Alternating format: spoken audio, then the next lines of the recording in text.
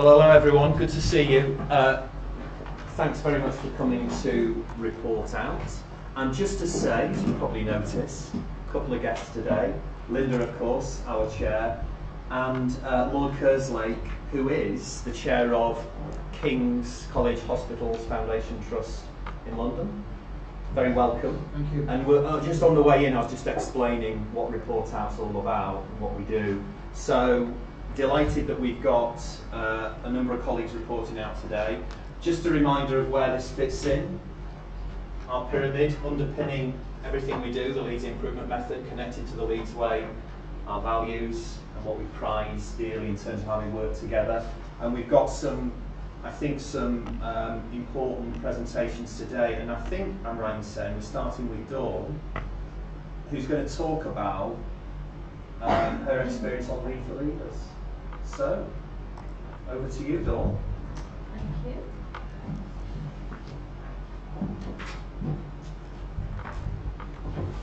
Hello, my name is Dawn. Until Monday this week, I was firmly ensconced in my comfort zone. I've been a senior HR manager in this organisation for 7 years. And in that time, there have been various iterations of improvement programmes and initiatives and lean. But it hadn't really got to grips with the culture of the organisation. We'd done bits of it, and for me coming from a manufacturing background, I couldn't really see how it translated into healthcare. When I heard that we'd be given the opportunity to work with Virginia Mason, who had adopted the Toyota production system for healthcare, I was really, really interested. And so I started following what the KPO team have been doing. I attended Report Out, and that really made me want to get involved. The teams were really bringing lean to life, and in a really positive and sustainable way, and you will experience that today. The improvements have been absolutely fantastic. In all of the report outs that I've been to, it never ceases to amaze me how brilliant our staff are at working together, getting to grips with what needs to be done, and making really, really massive changes, not just to the patient experience, but also for them themselves as staff. And I've been really humbled by that, because those staff are working collaboratively and being truly accountable in making that patient experience more positive, fitting in with the Leeds Way values. So it inspired me to get involved. It's difficult in a corporate role to think about what impact you have on the patient and the patient's care and being patient-centred. So when I got an opportunity to join Lean for Leaders, I thought, right, I'll jump at that chance. And it's a real privilege to be part of that programme. I don't always feel like that when I'm doing my homework though, and I particularly don't feel like that when I'm doing my sums, because numbers are not my strong point, as anyone in the team will attest to. So what I've learned is this is the true approach to Kaizen. It's about making small incremental improvements, and we hear it time and time again. When we are approaching change, it needs to be inch wide, mile deep, because that's what we need to focus on the small things that make a big impact. And it's sustainable. So it will take time. It's not going to be something that happens overnight, but we are already seeing the benefits of the changes that are being made. And I'm learning that taking shortcuts and using workarounds is not going to be accepted, and it's not sustainable, and the process has to be followed in order to embed that change in the culture of this organisation, and that we revisit and continuously improve.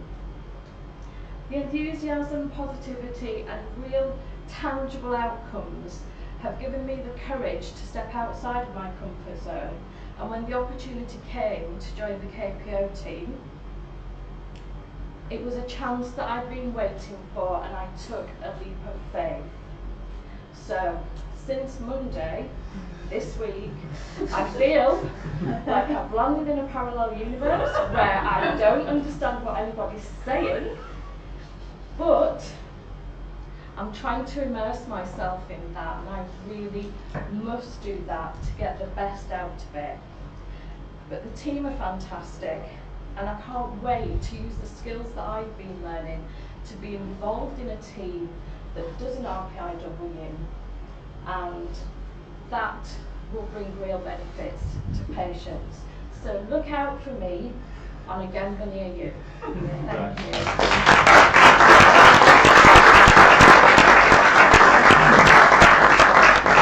Thanks very much, Dawn. And just a reminder, of course, Link for Leaders is the major programme that is giving our leaders across the trust the skills to apply the Leeds improvement method. And I think at the last count, Helen, we were up to 146 of our leaders across the trust who are having the training, and it is not lightly undertaken. It's a thorough, I'm sure, as you heard from Dawn and many others, it's a thorough and rigorous challenge in terms of the expectations of the programme, but I think the skills and the benefits we're seeing from those colleagues that have been through it and the application of the method on their Genbas and more widely is great. And great, Dawn, that you've been able to take the opportunity to use that and now as part of the KPO team. Okay, so next up, I'd like to welcome Yvette. I think you're introducing this, aren't you? Yvette Ode, our Chief Medical Officer, who is, of course, the exec sponsor for Value Stream 2. Okay, so hello everybody, my name is Yvette, and I am the exec sponsor for our Value Stream 2, which is about discharge. We spend a lot of our time improving discharge for very complicated patients, and we talk about them a lot, but actually 80% of our patients go home quite straightforwardly. And if we can improve their discharge time and get them home early before lunch, then we can improve our patient flow and particularly improve the bed availability for patients who are having elective procedures. So Value Stream 2 has been concentrating on the discharge of patients who have had a prostate operation known as a TURP. And we've had 4 RPIWs looking at improving the flow of patients from them leaving the recovery room in theatre until they were discharged home. And our lead clinician for this work set down the gauntlet that patients should be able to be discharged within 6 hours of a straightforward procedure. And so today you're going to hear an update, the 60-day report out for patients, and this RPIW has been concentrating on patients who need a trial without catheter. So I'm going to introduce Jane and her colleagues to come and give us the 60-day feedback. Thank you, Yvette. Thank you. So I'm Jane Boxham, CNS for urology, and I've got 2 colleagues with me who was on the team. So we're sort of at the back end of the work stream, as in trial without catheter and not as in Leeds and taking without owner's consent. We do shortly to TWOC, and we may well use TWOC while we talk about this presentation. So I have 2 colleagues with me who were part of the week, the full list there, and Tim is our sponsor. So we were looking at a week around the whole trial without catheter process and where is the best place for these patients to be seen to have a one-stop, one-TWOC discharge home safely with no catheter. Very early in the process it became apparent that the Paul Science Centre, which is a dedicated outpatient urology unit, would be the ideal place if we only had the right capacity, but that shouldn't be dependent on where we see that patient. We needed to look at the capacity issues. We're still using the David Beaver's day unit, which is where these patients would invariably have the surgery. So initially, regarding the patient experience in the David Beavers, we needed to look at. Emma and David will talk a little bit about that. The Paul Sykes Centre being the ideal place needed our own, so nurse-led clinics assessed, revalued, and capacity issues monitored. I'm going to come to David and then Emma. David is going to give a breakdown of the target report, and then Emma just a little bit of the background regarding it. Hi, my name is David Golding, Business Manager for Urology. Our target progress report identifies and measures certain aspects of the procedure. So I'm just going to go through a couple of our metrics. So the lead time, this is for discharge from the ward to receiving your outpatient appointment for TWOC. The baseline target at the beginning of our RPIW week was 20 days, and our target to achieve would be to receive your appointment within 48 hours. Now at our last report out on 30 days, the lead time had gone up to 25 days. We put this down to more visibility of our referrals. I'm pleased to say that after 60 days, our lead time is now back down to 10 days, so a 50% reduction. We hope to reduce that even further by 90 days. So point 4, which is quality defects, this is looking at patients that might need recatheterisation. As Jane mentioned earlier, a lot of appointments happen in Paul Sykes, but also there is catheterisation happening in David Beaver's day unit. We identified from the figures that, as it shows there, that there were no recatheterisations happening in Paul Sykes, but our issues seem to be in the David Beaver's day unit. 2 out of 3 patients at the beginning of the RPIW week were being recatheterised. On a 30-day report out, we're down to 2 patients out of 8. I'm pleased to say, again today, at 60 days, out of 8 patients at David Beaver's 0 had been recatheterised. And then finally, on point 6, this was about our outpatient coding in the Paul Sykes Centre. At the beginning of the RPIW week, there was an audit of 46 patients that were coming for appointments with procedure, and we'd identified that only 54% of those patients were being coded correctly. Emma will talk a little bit more about the coding and the patient experience. On 30 days reports out, we completed a much larger audit of 91 patients, and still only found that only 51% of those patients were being coded correctly. And now at 60 days, we've done a slightly larger audit of 96 patients, and we're still only at 51% of correctly coded procedures. So we realise we've got an awful lot of work to do, not only with our clinicians, nursing team, and our outpatient staff, to ensure that coding is done correctly and we're recording correctly all patient activity. I'll pass it over to Emma, who will expand further. Hello, my name is Emma Wright, clinical educator of the discharge team and a team member of RPIW4. So as Jane said, our aim is to bring all patients into Paul Sykes for their TWOC. However, whilst work's been done to create capacity in Paul Sykes, then we need to work with David Beavers to improve the current experience of their TWOC patients.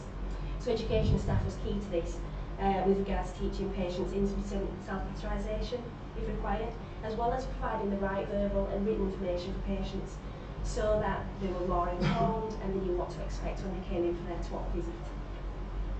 Staff have also been fully trained in the PPM and PAS systems, so that TWOC clinics are now electronically recorded, and staff are able to determine which patients are coming and when to expect them. Following the education of the staff, obviously the results speak for themselves, and now we've achieved 100% of patients being sent home catheter-free. Although work continues to create a virtual phone call clinic, reducing the numbers of follow-up to create more capacity for new referrals and other TWOCs. This is highlighted actually the sheer extent of the numbers of follow-ups that exist in David Beaver's, in Paul sites currently.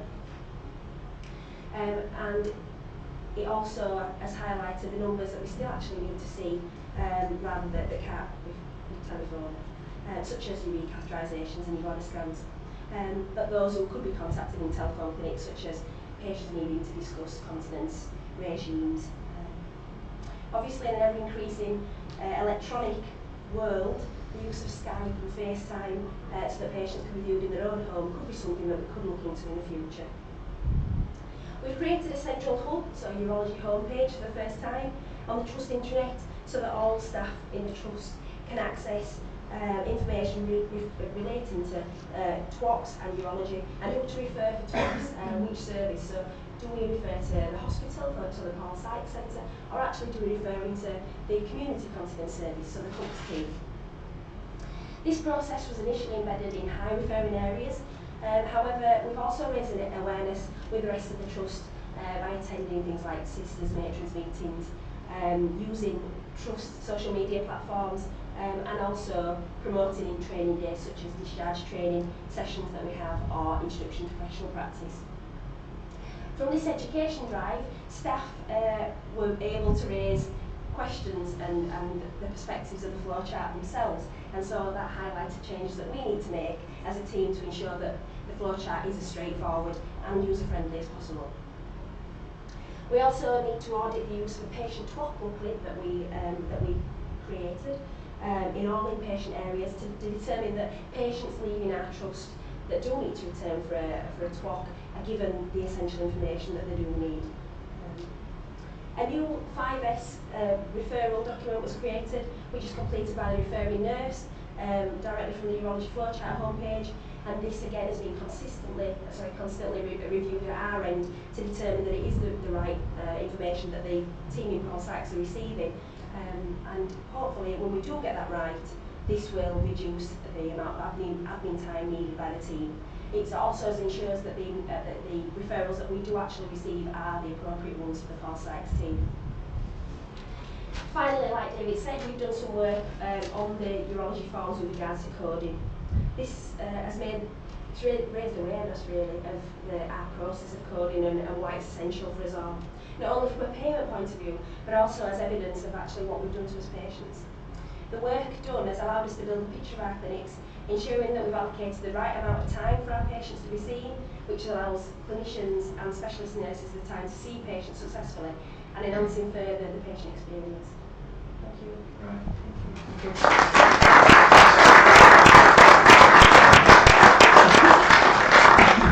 Thanks very much, Emma, Jane, David. Really good to see some of that progress on the metrics. Obviously, work to do on coding, but you've set out, Emma, how we're going to start approaching that, and obviously the work between the teams is going to be crucial, but really well done on where you got to with 60 days. We'll have a 90-day, won't we? I think. Yeah. We'll be planning a 90-day report out, so I guess even more looking forward to seeing where you get to there. What I'm going to do, if it's okay, is hold questions to the end, because we have a fair bit to get through, and I'm sure people will have questions for you, but well done, thanks very much. So, next up, I can see you're ready to go, Alice. We've got Alice Crockett, who's a student finance assistant, and Alice, you're going to talk to us about waste and inefficiency. Hi, my name is Alice and I'm a student finance officer. I'm here to talk about the times I've shadowed on the front line and give a short report back about the observations that I've had from a financial point of view. So a bit of background. The finance department is always encouraged to gain a better understanding of the services that we provide. So I did this by volunteering in A&E during the winter pressures, and also by shadowing in different areas across the hospital. Here I observed and then did a short report back to my team in finance. Now I'm here. So shadowing. So I've been looking up to shadow in endoscopies and in theatres over at Chapel Allerton. Here I got to speak to the doctors and the nurses, and also I got to watch the procedures and actually see how we provide our services instead of looking at some figures on the spreadsheet. So in endoscopies, I spent the morning there and watched about 4 or 5 upper and lower endoscopies, which was a bit intense on first thing on Monday morning. But I also got the chance to speak to them and ask them what sort of problems they faced during these procedures. And they told me that they often found they were waiting around for their patients to be brought from the different wards across the site, and also that they had last-minute cancellations for reasons such as their patients' stomachs were full.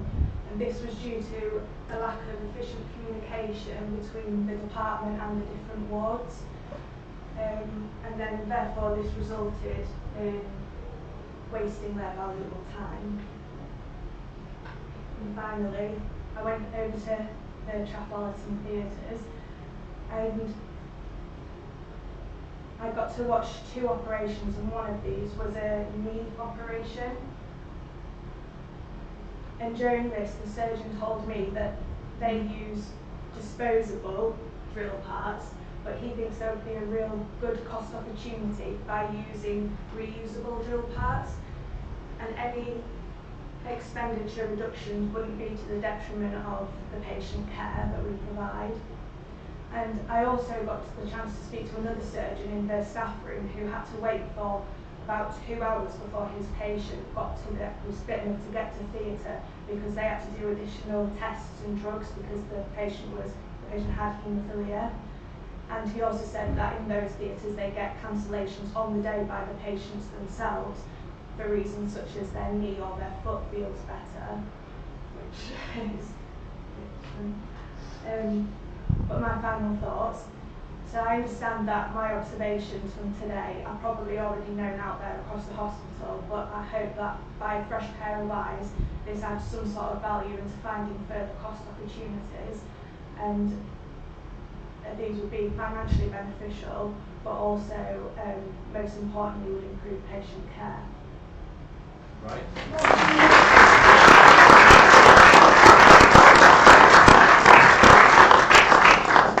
Thanks very much, Alice. I think so important that as future finance professional in healthcare, you're getting exposure to the front line and having those conversations about waste and inefficiency with clinicians on the front line, because I know Simon Worthington, our new finance director, is very keen to make sure the whole finance team engage with the Leeds Improvement Method and understand the impact that waste, inefficiency, duplication can have, and how we can make sure that you as finance professionals understand that. So good to do it so early in your time with us, and I'm sure that'll leave a lasting impression for you as you move forward.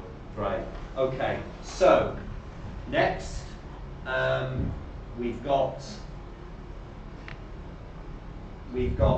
on my list Liz.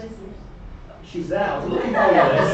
You were hiding. I was thinking, where's Liz? So Liz, as I'm sure you all know, Liz, our clinical director, medicines management and pharmacy, and Liz has been doing a huge amount of work on the medicines management agenda, not only, of course, within Leeds Teaching Hospitals, and across West Yorkshire and Wyatt, as West Yorkshire Association with Hugh Trust. And in fact, only yesterday, Liz came to present a proposition to the committee in common across Wyatt about how we make better use of and improve the supply chain for medicines management. But you're also involved in national work as well, Liz, so looking forward to hearing from you. Thank you very much. Thank you. So my name is Liz Kay. I'm the clinical director here. I'm clinical director for medicines management and pharmacy. The work I'm going to talk about today is in my role as chair of the clinical reference group for medicines optimisation for NHS England. There are many clinical reference groups. The medicines optimisation group sits across all of the others in that it's an advisory body on medicines, and it advises NHS policymakers about medicines. And the work I've done with the team of people who are based across the country, it's a national piece of work across England, and the team of us have worked together with a passion to seek to improve the care of cancer patients. And essentially that's what I'm going to talk about today. So with chemotherapy, if you like, the fundamental part of care for cancer patients, we often operate in a capacity constrained system. The increasing demand we see for chemotherapy across our adult and our teenage patients, which is what this piece of work is focused on, is enormous. And the topics on this slide are the things that are driving the growth. So we see an increase in patient numbers. We've seen an absolute plethora of new fantastic therapeutic advances, and yet we see inconsistency in treatment of patients across England. Not all patients get the same care for the same condition. We see wasted chemotherapy, and I'll explain why. We see patients coming for treatment who have to wait, so we're inconveniencing patients and delaying their care. We have difficulty in interpreting the outcomes of treatment for patients. We have a system, a national system for data collection, but linking those outcomes to the treatment of the patient is difficult. We've seen enormous cost growth. Chemotherapy costs us £1.7 billion, which is a phenomenal amount of money when we spend somewhere around £14 billion on drugs. And the cost growth rate there, 8% per annum cost growth rate, is huge. And the risks of that are that we will end up potentially with unaffordable new medicines. And these are the medicines that are commissioned by NHS England as specialised medicines. So basically what this project is seeking to do is to address that capacity demand problem that we face so that we can treat our patients.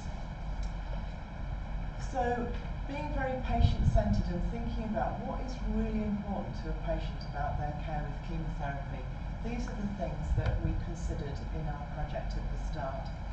It's really important we provide safe care, so we minimise the risks of error. It's really important that patients feel that they're being treated fairly and consistently, and that they have equal access to treatments across the country. It's important that our staff are competent and that we can standardise training, and it's really important our staff are not hassled, and as far as possible we run with efficient systems. We want to reduce waste. We don't want to throw away chemotherapy. We want to enable ultimately patient choice in how and where those patients are treated. We all want to reduce waste because it frees up money, and if we can release some of the capacity we've got, particularly in the service I run, that would release space to do more research. We are often limited in preparative capacity to do research. So we started, So we started with a list of key bullet points and then thought about what is it we need to do to achieve those matters, what changes are there that we need to make. Thank you. So we set about a project to standardise the doses of chemotherapy and to standardise, secondly, the products that we use. We developed these branding marks so that we could brand our material.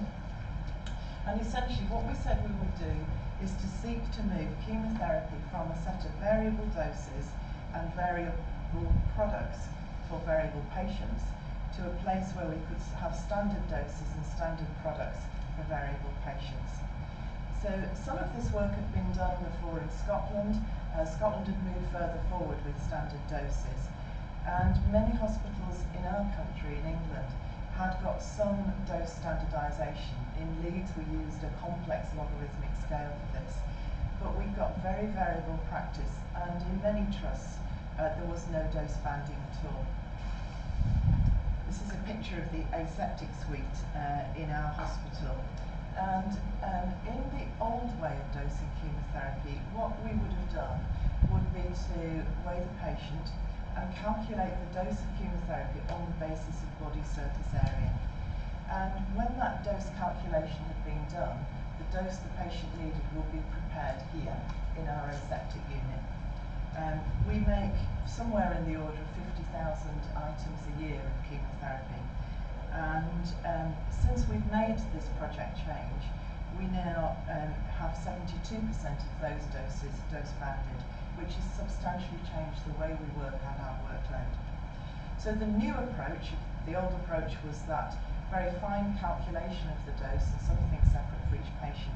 The new way of working has been to set up a set of dose tables for each drug, based on the dilution of the drug, and then within a 6% variation from each dose to assign a dose specifically for each drug. This means that as the patient comes and the choice of treatment is given, it's possible to select the dose for that patient from a set of standard dose tables.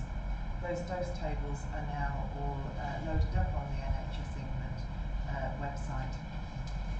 So in the old world, the patient would be seen in the clinic, the chemotherapy treatment would be selected, and on the day of treatment the patient would come to the clinic, wait for the chemotherapy to be prepared, particularly if it was an expensive item. We're not making expensive items ahead of the patient arriving. Once our unit had made the drug, it would go to the ward, as you can see here, and then the patient would receive their chemotherapy. In the new world, we have standardised those doses, as I've mentioned, and so we can pre-prepare all of that chemotherapy before the patient comes. That means when the patient does arrive, their treatment is already prepared, which saves all that waiting around. And it also means that if the patient, for whatever reason, isn't fit to receive the dose that day, maybe the blood counts have gone awry, then the dose that's being made can be recycled and used for another patient because the doses have been standardised. So part of making this happen, I think there was first of all a clear issue about standardising what it was that we were seeking to do. We decided we'd focus on adult patients, and we designed the project to operate in a set of phases. So first of all, we standardised the doses on 19 drugs. We used a sequin, as you can see on the slide I'll come back to get those doses out into use. We continued that work and have now dose standardised all the other drugs that are in the system. The phase we've just completed is to take those standard doses of chemotherapy and convert them into standard products. So we've just finished and agreed, more or less, at consultation, the standard products. So in the new standard product world, the drug and the solution in which that drug is placed and the volume it's put into and the label on the product will all be standardised.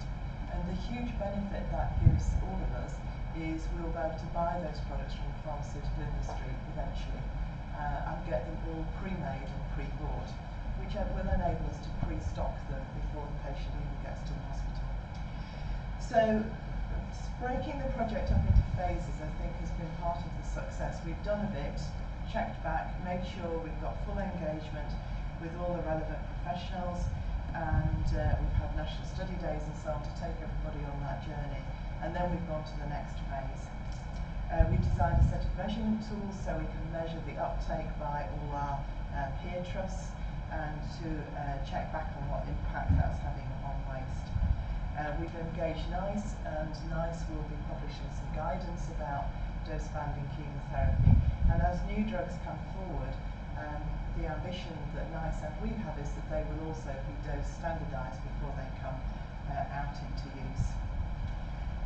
I'm a huge believer in making it easy to do the right thing, and so on this point, making local approvals as easy as possible.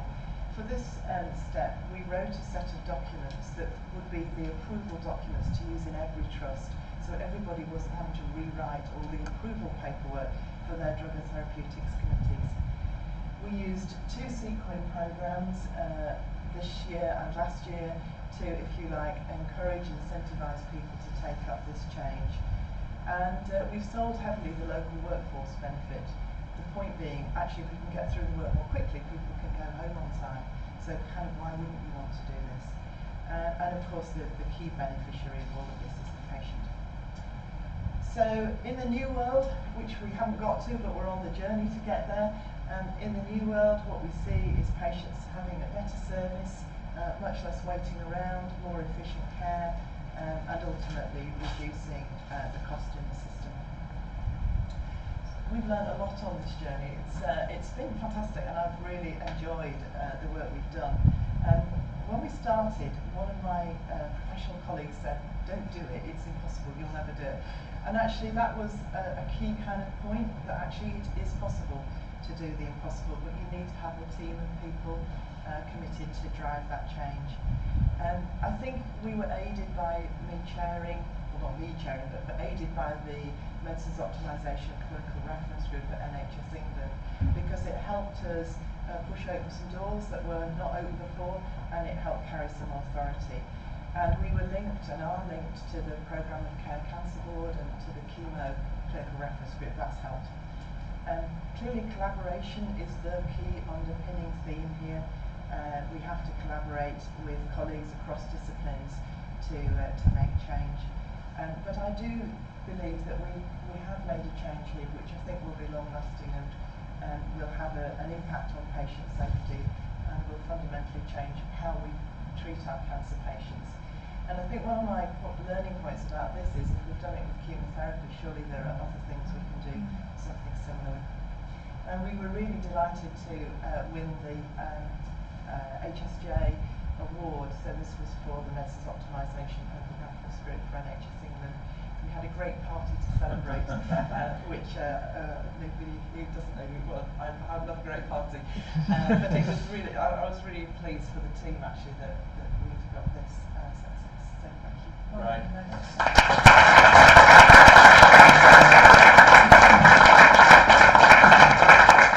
Thank you very much, Liz. Can I invite all of you who've reported out back up, because it's now time for a bit of Q&A. So, Dawn, Jane, Emma, David, Alice. And just as a reminder, those of you that are familiar with the report out will know this, but what we do here is it's an opportunity for us to, for colleagues with all improvement work, to share that, for us to encourage and support that, and recognise that a lot of this is work in progress as we move through. But the fact that we're doing this, every week now in terms of checking in gives us an opportunity to see a variety of things. And I think today's been an interesting mix, hasn't it, in terms of learning, in terms of one of our value streams that are working through an important part of the patient pathway to URP. I think in terms of the learning from an early point in finance, Alice, and what you've observed and the connectivity between finance and the operational delivery. And finally, Liz, I think really impressive work at a national level that we're contributing to in Leeds. It's a really interesting mix. I'm sure there'll be questions, so who'd like to kick off? Joe, and then Suzanne. Okay, mine's for the urology team. I'm fascinated even more so since we all met together, the 5 trusts that are engaging in this piece of work, and listened to them, and paradoxically more valuably, the comments that we heard on that day from Tees about organisations beginning this, and then what felt like something a barrier. Tees were brilliant because they kept going and they've got a good years of track record. So I wanted to ask the team, there's one element of what you were reporting there about hitting this 51%, and you just didn't seem to be able to get that moving. You could almost hear it in your voice when you were saying the sample size went up and yet again we hit the 51%. How do you emotionally then support yourselves as a team or others to just keep going, because you might feel like you're banging your head on a brick wall with an element of the coding? Well, I don't think there was anything more challenging really than the week itself. That first week when we got to the Wednesday, there were certain challenges in that week, and on Wednesday it honestly felt like Happy process on the Friday. So yeah, there were some tears back. So I think once you've been through the most difficult week, I think when you start to see some of the results come out, what does seem like a bit of a plateau. Those measures, were taking longer at 30 days to do the trial now capital, then they dropped again. I think the coding issue was quite interesting because it wasn't something that we essentially wanted to look at really. Just knew we needed to document what we were doing and then coding came after it. So I think when that's all about education, isn't it? And about getting the team on board and picking your right team for your backyard and your weeks essential as well. think in terms of the RPIW team as well, obviously we've all got the same aim at the end of the day, and we've made a point of meeting regularly to keep everybody on track. So, we've all got this, we all clear the actions and everything, so that's really positive. Great. Thank you. Suzanne, and then Dawn. This is a question for Alice. Don't look so scared. I was really intrigued with the fact that we have non-clinical members of staff in corporate teams that actually spend some time out in the clinical areas and get more close up to our patients. And I was interested to hear how your fellow colleagues, what you've shared with your fellow colleagues and what their views on this, and whether it's given them any interest for themselves, just to have a little bit more, a closer connection to patients on wards, to have that a different view, a different look onto some of the problems that we might have, and how you can help. Well, I'm actually finishing in 2 weeks, so I'm leaving to go back to uni. But I'm in the costing team anyway, so our team goes out regularly to all the different sites and do like pilot site working, and we see them, but not necessarily on the front line like I've been. But I guess that's just been lucky for me that I've had that opportunity to be able to go take the time out to go do that, I guess. But I do think it should be really important for all finance to be able to do that and get a better understanding, not just sat behind the computer all the time.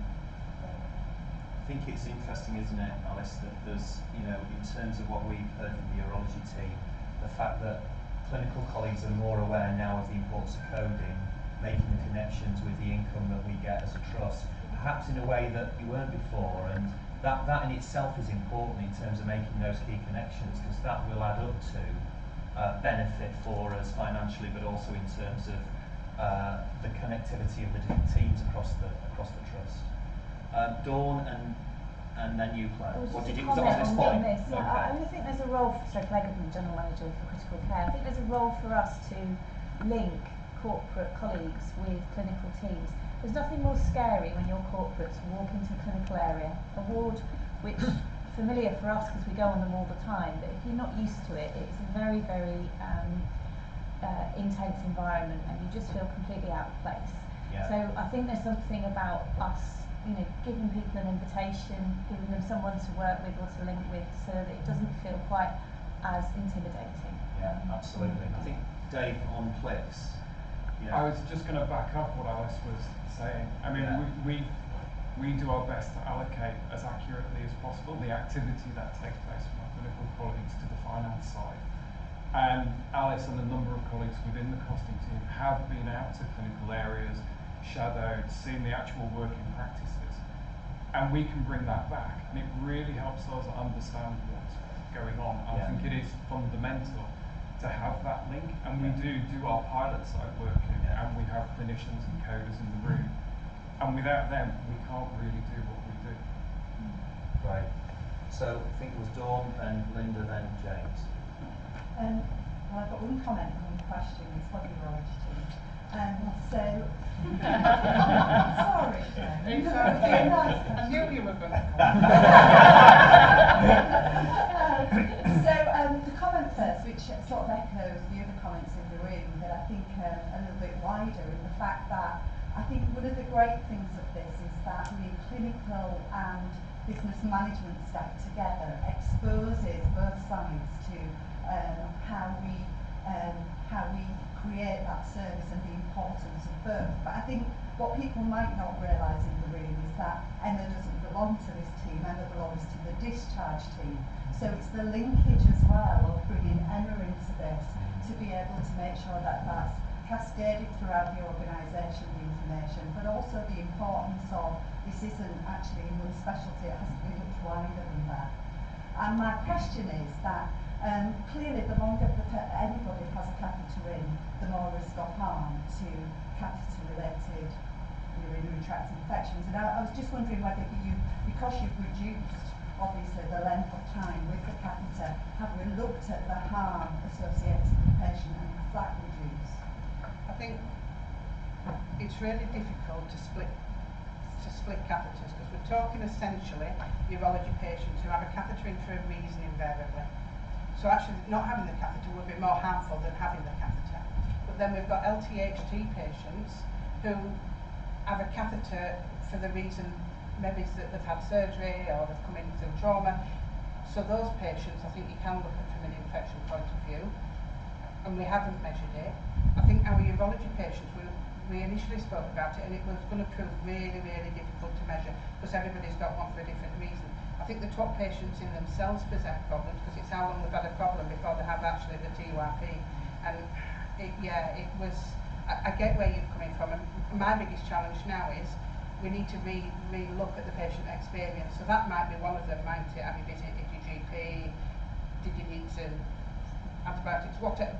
But I think before 90 days we'll have probably done some of that work. Thank you. Thank you. Well, actually, that's brilliant because that just follows on with the question I wanted to ask about the patient's experience. Yeah. Because it's been an interesting journey you've been on, or still on. I would suspect from your chart, and you've got a green when you're still struggling at 90 days. I question whether it should be green in my own mind, and it must have been a bit kind of heart-wrenching to realise that. But however, some of this is about cultural change, and I get that totally. And I should suspect that was part of the journey you're on to win the hearts and minds of everybody within neurology. I would probably suggest there's some clinicians in the room here. It's maybe got at the top end and then filters down. Yeah, I get that. Don't nod in your head. It's been difficult from that point. Yeah, exactly. But until that happens, that ain't going to change. So, this is a message from the top. You're doing it bottom up brilliantly, quite clearly, and getting a lot of engagement. You answered the patient question because the patient journey is really, really important. And we didn't measure it at the beginning because the patient didn't know their journey. Yeah. They'll say they have a good experience, but they don't know what they're comparing it against. Exactly. And it was a right dilemma really, but I think now we need to look at how we actually improved it. Yeah, well, I've got a bit of personal experience here, not personal, but I've got prostate.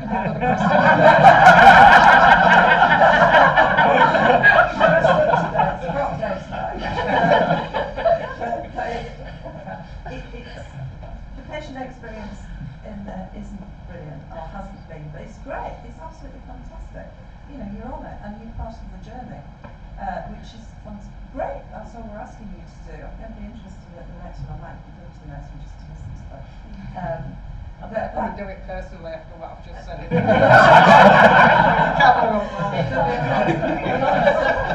Substitutes for the next one. And moving on, I'm interested. Fantastic, Liz, in the work, which is quite different, obviously, from the presentation yesterday.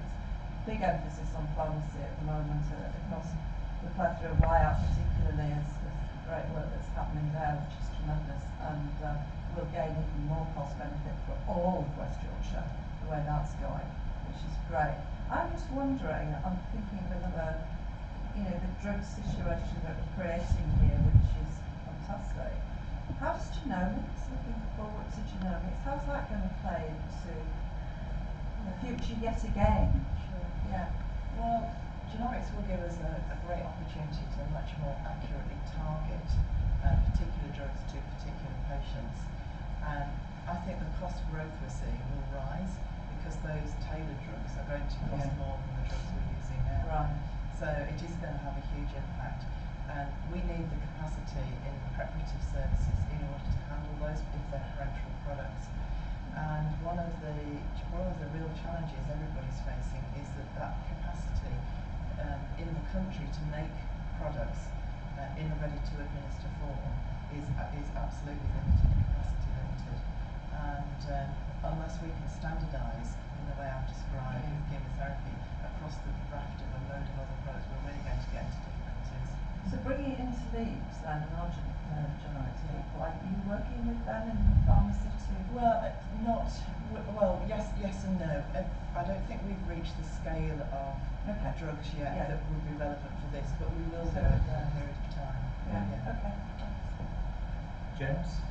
Another question for Liz. As we know there's a huge quality opportunity from both collaborating with our partners but also standardising, and I'm just wondering if there's probably not silver bullet, but from the work that you've done, are there areas that we should focus on to be able to successfully get to that quality opportunity? So there is a huge quality opportunity, I agree, and I think we have a raft of choices to make, and we could drive the choice.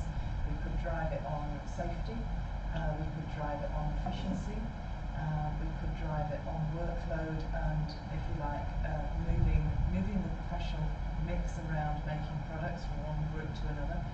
So perhaps just to give some quick examples, on safety, one of the things we do in Leeds, we give a standard dilution of intravenous insulin to all our patients on IV insulin. We use a standard 50 unit and 50 ml product with standard prescribing. We're different than many other hospitals who are still making up that intravenous insulin at the bedside, and that's a complex thing to do and is prone to error. Our error rate in Leeds of incidents causing harm compared to our peers is about half of causing serious harm. So that is a choice. We could make that choice, and I think there's an opportunity to do that across West Yorkshire. Equally, we make up, nursing colleagues make up large quantities of IV antibiotics. It takes a lot of time, needs 2 nurses to check the products. We could get those pre-made under supervision with the right staffing skill mix. They're short expiry products, they need rapid handling. But that could also be done in the back room, which would free up nursing time and increase efficiency. So we have to make those decisions, I think, collaboratively to see what we want to do. We'll need to invest in equipment and so on, but I've learned a lot actually from this project about where all those other opportunities are to do things differently. And if I may just say a bit more, Julian, the work we've done on chemotherapy here has now attracted interest in Europe and in other places where others are now saying, well, actually we could do that as well. So I think this chemotherapy work will probably drive international change, which is really good, but it's opened our eyes, I think, to the pharmaceutical industry need to change and deliver us a much better range of ready-to-administer products than we've had before. Right. Jeff? Very quick one, just for Dawn is this one, and it fascinates me that you've come from a very expert HR background and entered the KPO team, and I think it's in chapter 11 of one of the books, it discusses at length the HR implications for the improvement method, because quite often we're going to be asking people to work differently in ways they've never done before. Do you think that you'll be able to feed into that conversation that we might have? Well, I certainly hope so. I think yes, I've been a HR professional for most of my career, and to be able to bring that specialism into something as big as this, I will absolutely hope to add some value. Otherwise, Helen will have something to say about that. But it's a huge issue in terms of engagement and culture and change. But actually, that's what got me switched on to this, because it is happening, and these report outs demonstrate that that's what we're doing. And there's only you, Joe, who got to chapter 11. So he's 169. I expect that.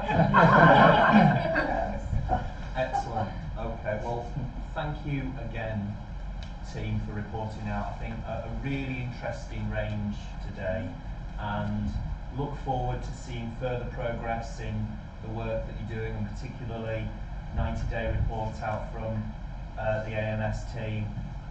Obviously, the way we set this up in terms of helping support the work through having exec value sponsors is the very reason to keep that support and keep that the Leeds improvement method flourishing. Great to have you as an addition to the team. Dawn, look, very much looking forward to that work going on. Best of luck going back to university. I hope you take lots of experience with you, Alison, and hopefully we'll see you in a year or two, who knows. And Liz, obviously the work that you're doing nationally and the benefit that brings back. I think a couple of key messages that have come out of today for me have been certainly the power of, it strikes me every time, of teamwork, and in terms of the way our teams across the Trust work with each other, where traditionally you may not have come into contact. And this is the Leeds Improvement Method creates that. It creates that opportunity for teams to come together in RPIWs and cross-value streams. And also, the message about standardisation. Standard work is something that benefits safety, quality, cost, and the way we create that standard work and deliver that, I think can be and is showing is transformational in the terms of how we work, and it's something we should be embracing and certainly are doing through a lot of the way we're working across the Leeds Improvement Method. And finally, just exemplifying the values and cultures of the organisation through the Leeds Way.